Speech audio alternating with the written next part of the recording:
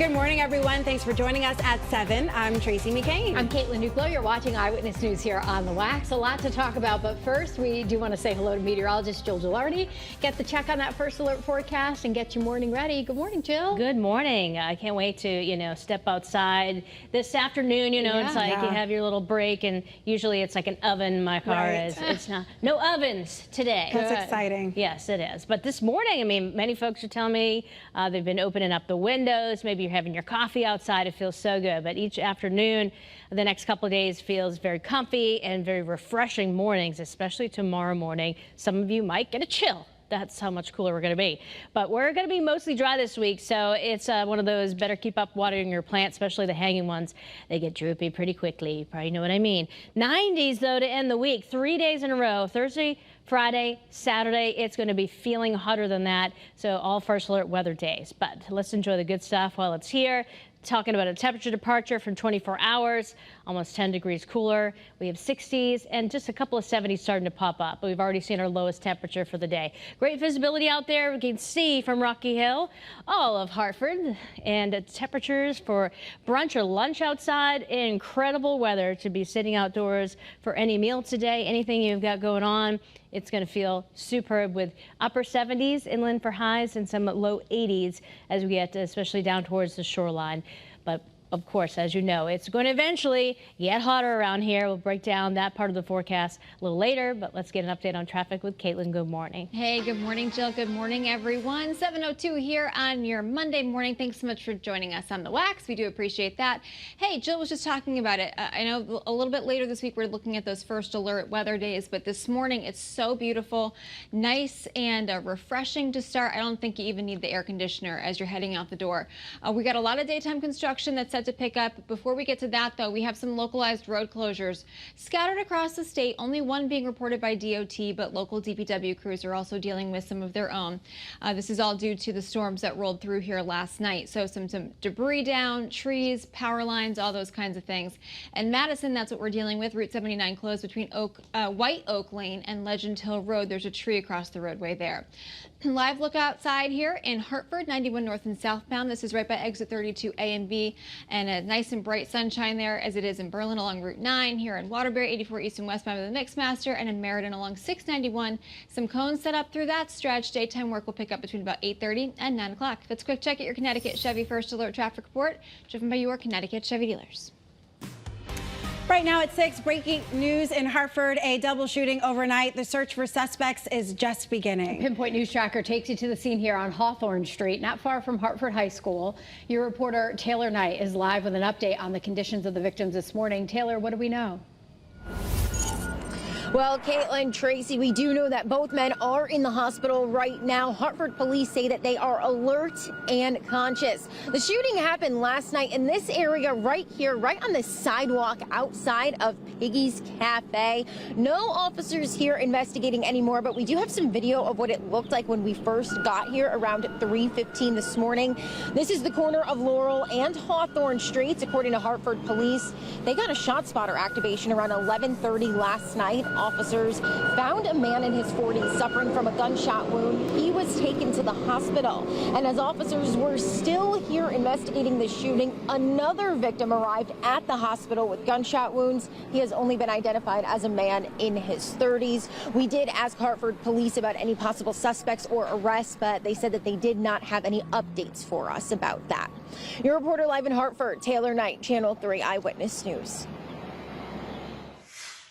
Well, right now, multiple people are recovering after being trapped inside of a burning building. 4 people had to go to the hospital for smoke inhalation at the Crocker Street apartment complex in New London Saturday. Many others, including firefighters, were evaluated there on the scene. Firefighters say the building's old architecture made it difficult to put those flames out. The investigation into the cause is ongoing. This morning, a suspicious death investigation is underway in Lisbon after police found a body in the Shetucket River on Saturday. Police tell us a hiker found the body near a boat launch off South Burnham Highway. The victim's identity has not yet been released. An autopsy was scheduled for yesterday, and right now we are waiting for those results. Also this morning, a really sad update for you. We have learned a 5-year-old little boy who was pulled out of a lake in Shelton has died. Yeah, your reporter Roger Suzanne is live now in the studio with the latest information. Roger, this is a heartbreaking situation. Yeah, ladies, it is so difficult to even find the right words on a story like this. We've reported initially that that little boy was pulled from Lake Housatonic in Shelton last week. Now, he was rushed to Griffin Hospital and later Yale New Haven Hospital, where he later died. And experts say this tragedy, of course, is a grim reminder that we all need to make smart decisions about swimming safety, especially in natural water. Now, the CDC says we must do a better job keeping a close eye on children in the water, even if we consider them strong swimmers. They also strongly recommend that people wear life vests, which, again, especially important in natural water, and also monitor any currents or undertows that can make your swimming situations more complicated. Finally, safety experts do urge parents of young children in particular to only let them swim in area where lifeguards are monitoring the water. We actually did learn that the 5-year-old boy who died was pulled from an area near a boat launch more than 100 yards from the nearest lifeguard.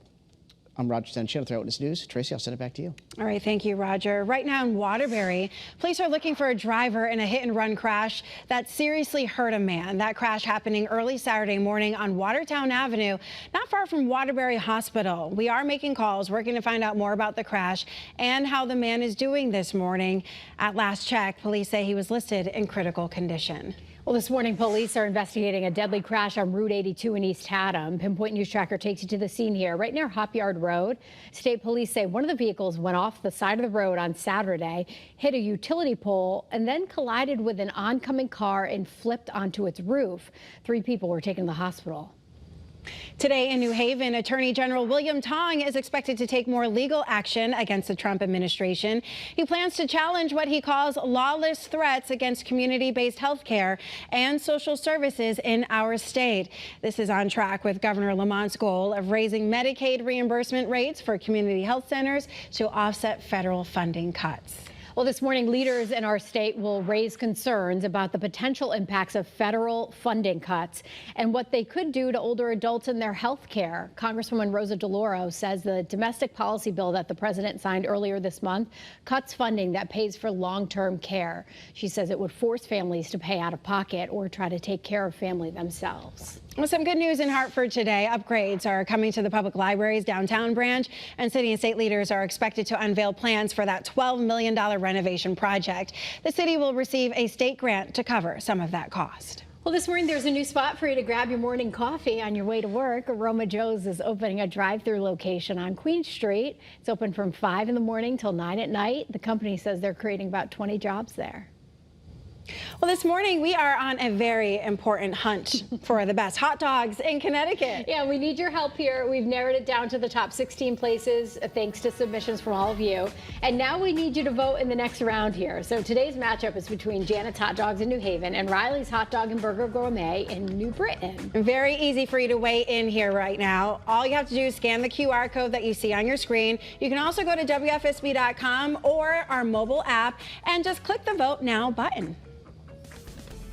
I think we've all voted for this kind of weather. It feels amazing outside this morning. So many of us that have just been like, oh, it's just too hot and muggy. It's not that way, at least for the next few days. Take advantage. Look, we have more 60s than anything else. Yesterday, it was almost 10 degrees warmer than what we're seeing right now. And look at how warm it's going to get this afternoon, only to about 80 in Windsor Locks, with lots of sunshine to enjoy. Bright out there in Torrington. Your high even lower, mid and upper 70s to low 80s. Low 80s for sure, Old Saybrook. But let's look town by town, because these are some abnormal temperatures for this time of year, but we're loving it. 74 Goshen, woo, feeling great. 82 New Britain, still very nice for you.